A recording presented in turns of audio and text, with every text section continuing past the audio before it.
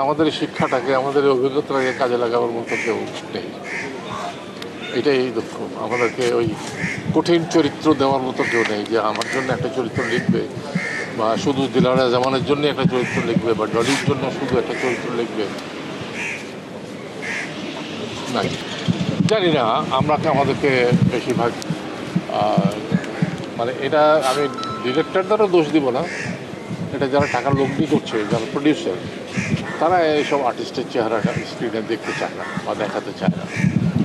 তারা মনে করে যে এইসব বৃদ্ধা, চাকর চাকরানি, ভাই ভাবি, খালাখালু ইত্যাদি এইসব ক্যারেক্টারগুলো স্ক্রিনটা নষ্ট করে। এটা আমি শুনেছি, আমি বিভিন্ন।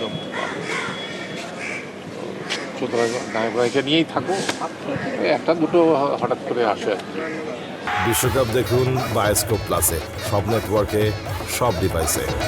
যাই হোক, সেখান থেকে আমার মনে হয় মোড় আবার ঘোরা শুরু হয়েছে। আমার মনে হয় এখন কিছু ফ্যামিলি ড্রামা আমার তৈরি হচ্ছে, তবে অশ্লীলতা থেকে এখনো মুক্তি পাচ্ছি না মনে হয়। আর ওটিটি হওয়াতেও, ওয়েব সিরিজ হওয়াতে ভাষা নষ্ট হয়েছে আরও বেশি করে, এবং সেখানে আর শ্লীলতার হানি হচ্ছে বিভিন্ন করে।